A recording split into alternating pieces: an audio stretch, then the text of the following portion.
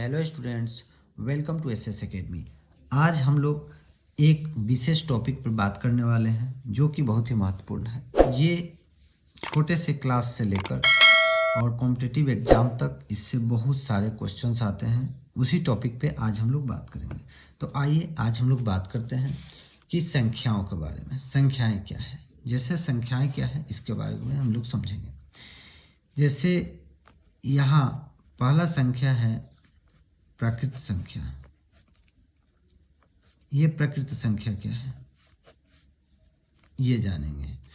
प्रकृत संख्या होता क्या है, तो जैसे गिनती की जितनी भी संख्या होती है, गिनती की जितनी भी संख्या होती है जो एक से शुरू होती है यानी वन से शुरू होती है, उन सभी को प्रकृत संख्या कहा जाता है। जैसे प्रकृत संख्याएं शुरू होती हैं 1 2 3 4, इसी तरह से आगे बढ़ती जाती हैं।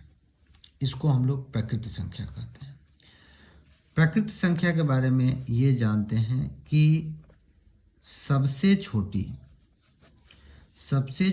प्रकृत संख्या क्या होती है, तो 1 होती है। सबसे छोटी प्रकृत संख्या 1 होती है। अब आगे बात करते हैं कि प्रकृत संख्या के बाद, प्रकृत संख्या तो हो गया। प्रकृत संख्या के बाद हम लोग बात करते हैं पूर्ण संख्या के बारे में। ये होल नंबर जिसको इंग्लिश में बोलते हैं पूर्ण संख्या, ये क्या है? पूर्ण संख्या होता क्या है, तो जैसे हम लोग जानते हैं कि प्राकृत संख्या अर्थात नेचुरल नंबर जो 1 2 3 4 1 से स्टार्ट होता है, और जो पूर्ण संख्या यानी कि होल नंबर ये जो होता है यह 0 से स्टार्ट होता है, यानी कि इसके आगे 0 लग जाते हैं। 0 1 2 3 4 5 6 7 8 डैश डैश डैश डैश बहुत आगे तक, यानी कि इनफाइनाइट अनंत तक जा सकता है। तो पूर्ण संख्या वो होती है जो गिनती की संख्या है, 0 को लेकर इन जोड़कर और तब चालू करते हैं। 0 1 2 3 4 ये सब पूर्ण संख्या हो गया। प्रकृत संख्या 1 से शुरू करते हैं। तो ये इसी तरह यदि आप जानेंगे कि सबसे छोटी पूर्ण संख्या कौन सी है, तो आप देख रहे हैं यहाँ पे सबसे छोटी पूर्ण संख्या क्या है, तो सबसे छोटी पूर्ण संख्या 0 है। सबसे छोटी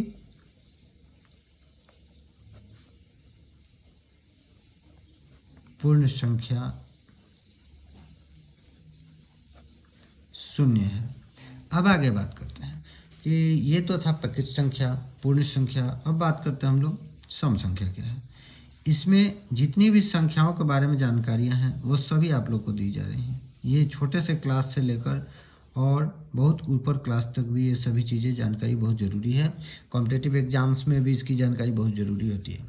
जैसे ये बताता है कि सम संख्या क्या है, तो सम संख्या क्या होती है, जो 2 से कटे, यानी 2 से जो संख्याएं विभाजित हो जाए, यानी जो 2 से पूरी तरह से कट जाए उसी को हम लोग क्या कहते हैं, तो सम संख्या कहते हैं। जैसे बताता है कि 2 4 6 8 10 ऐसे ही इसी क्रम में बढ़ते जाते हैं, यानी जो 2 से कटे, 2 से जो कट जाता है विभाजित हो जाता है उसको हम लोग सम संख्या कहते हैं। सबसे छोटी सम संख्या कौन सी है, तो 2 है।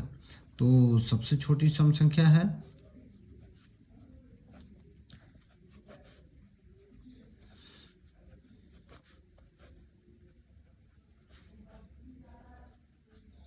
सबसे छोटी सम संख्या 2 है।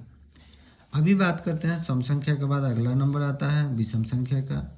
तो यह सम संख्या का ठीक विपरीत होता है। कैसे विपरीत होता है, तो जैसे सम संख्या है कि 2 से विभाजित जो हो उसको सम संख्या कहते हैं, लेकिन विषम क्या होता है, तो जो 2 से विभाजित न हो उसे हम लोग विषम संख्या कहते हैं। जैसे 1 3 फिर 5 फिर 7 उसके बाद 9 उसके बाद 11, ये सभी विषम संख्याएं कहलाती हैं। विषम संख्याएं कहलाती हैं जो कि 2 से विभाजित नहीं होती है। सबसे छोटी विषम संख्या कौन सी है, तो सबसे छोटी विषम संख्या कौन सी है, 1 है, 1 है। अब आगे बात करते हैं कि ये था सम संख्या विषम संख्या। अब बात करते हैं अभाज्य संख्या के बारे में। अभाज्य संख्या, इसको एक और नाम से बोला जाता है, वो है रूढ़ संख्या। इसके दो नाम हैं। तो अभाज्य रूढ़ संख्या क्या है? तो वैसी संख्या है जो सिर्फ एक से कटे या खुद से विभाजित हो, उसी को हम लोग अभाज्य रूढ़ संख्या कहते हैं। जो सिर्फ एक से विभाजित हो या खुद से विभाजित हो, उससे ही हम लोग रूढ़ या अभाज्य संख्या कहते हैं। जैसे दो किससे किससे विभाजित हो सकता है? तो 1 से हो सकता है, उसके बाद स्वयं से यानी कि 2 से विभाजित हो सकता है। उसके बाद 3 भी 1 से विभाजित हो सकता है, उसके बाद 3 से विभाजित हो सकता है। 4 नहीं होगा, फिर होगा 5, उसके बाद 6 नहीं होगा, फिर होगा 7 के बाद 8 भी नहीं, 9 भी नहीं, 10 भी नहीं, उसके बाद होगा 11। इसी तरह उसके आगे जाइएगा तो 13, उसके बाद आगे जाइएगा तो 14, 15 नहीं, 16 भी नहीं, 17, फिर 18 नहीं, 19, इसी तरह बढ़ते जाएगा। यानी वह संख्या है जो सिर्फ एक से कटे और खुद से कटे, उसे हम लोग अभाज्य या रूढ़ संख्या कहते हैं। इसमें सबसे छोटी अभाज्य या रूढ़ संख्या 2 होती है, जो सम भी है और अभाज्य भी है। 2 जो है वो सम भी है। ये बहुत बार क्वेश्चन आता है कि कौन सी संख्या है जो सम भी है और अभाज्य भी है। तो 2 एक संख्या है जो कि सम भी है और अभाज्य भी है।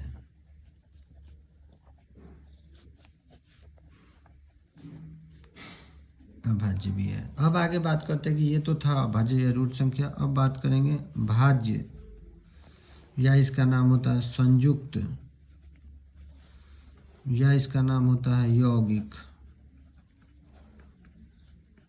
यौगिक संख्या। ये क्या होते हैं? तो वही बात है कि अभाज्य संख्या में था कि जो सिर्फ एक से और खुद से कटे वो अभाज्य है। यौगिक में क्या होता है कि जो एक से कटे, खुद से कटे और भी अन्य संख्याओं से भी विभाजित हो जाए, उसको हम लोग भाज्य या संयुक्त या यौगिक संख्या कहते हैं। जैसे 4 सबसे छोटी यौगिक संख्या है जो एक से कटेगी, 2 से भी कटेगा, उसके बाद 4 से भी कटेगा, यानी 2 से अधिक अंकों से कटेगा। 4 हो गया, फिर 6 हो गया, फिर आपको 8 हो गया, फिर 9 हो गया, फिर 10 हो गया। इसी तरह जो संख्याएं एक से कटे, खुद से कटे और अन्य संख्याओं से भी कटे, उससे हम लोग संयुक्त या यौगिक संख्या कहते हैं। 4 जो है क्या है? सबसे छोटी यौगिक संख्या होती है।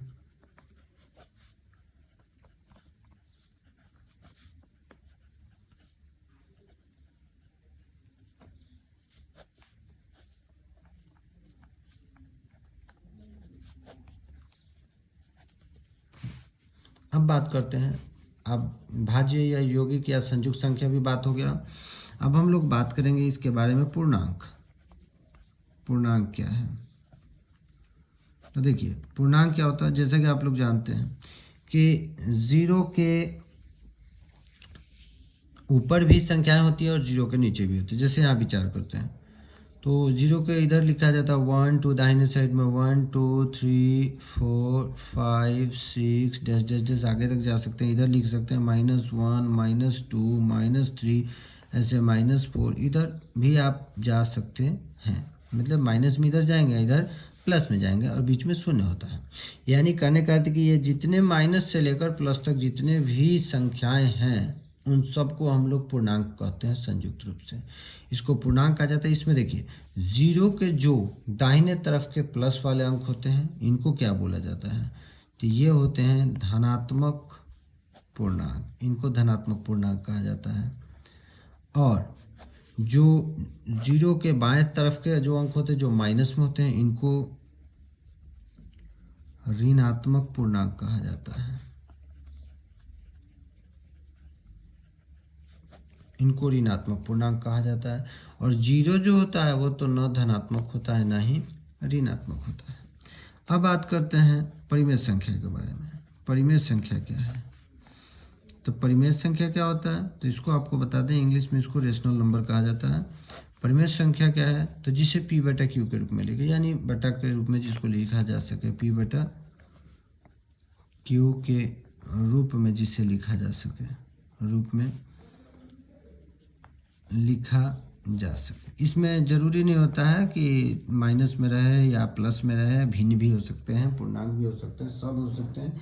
इसमें जैसे देखिए कि मान लीजिए 0, ये भी एक परिमेय संख्या है, 1 ये भी है, 2 भी है, -1 भी है, -2 भी है, -3/2 भी हो सकता है, 3/2 भी हो सकता है, 4/5 भी हो सकता है। ये सभी जो है ना ये परिमेय संख्याएं होती है। इसी तरह बहुत सारे परिमेय संख्या होती हैं। अब अपरिमेय क्या है? अपरिमेय संख्या क्या है? तो ठीक इसके विपरीत होता है, जिसे p/q के रूप में नहीं लिखा जाए।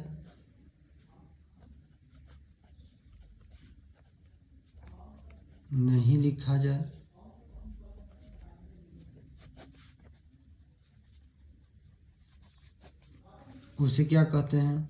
उसे अपरिमित संख्या कहते हैं। इसके एग्जाम्पल्स क्या हो सकते हैं? तो देखिए √2 हो सकता है, √3 हो सकता है, √5 हो सकता है। ये सभी अपरिमित संख्याएं ही हैं। तो इस तरह से ये संख्याओं का पूरा जो था ये नोट्स था, जो आप लोग के सामने मैंने आज डाला है, जो कि आप लोग के लिए बहुत ही उपयोगी होगा। जैसे शुरू से मैंने बता दिया आप लोग को, प्राकृत संख्या क्या है, पूर्ण संख्या क्या है, सम संख्या क्या है, विषम संख्या क्या है, अभाज्य रूट संख्या क्या है, भाज्य संयुक्त या यौगिक संख्या क्या है, पूर्णांक क्या है, परिमेय संख्या क्या है, अपरिमेय संख्या क्या है। ठीक है, 2 टॉपिक लास्ट में ये होते हैं कि सभी पूर्ण संख्या प्राकृत संख्या नहीं होते हैं। पूर्ण संख्या प्राकृत संख्या नहीं होते हैं। जितने भी पूर्ण संख्या वो सभी प्राकृत संख्या नहीं होती है, क्योंकि प्राकृत संख्या 1 से शुरू होती है और पूर्ण संख्या 0 से शुरू होती है। तो 1 से तो वो टेकअप कर लेता है, लेकिन 0 बाद में बच जाता है। इसलिए पूर्ण संख्या प्राकृत संख्या नहीं होती है कभी भी। और ये है कि इसके विपरीत प्राकृत संख्या पूर्ण संख्या होती है, क्योंकि पूर्ण संख्या 0 से 1 2 3 शुरू होता है, प्राकृत संख्या 1 से, तो 1 इसमें आ जाता है। इसलिए प्राकृत संख्या जो होती है वो पूर्ण संख्या होती है।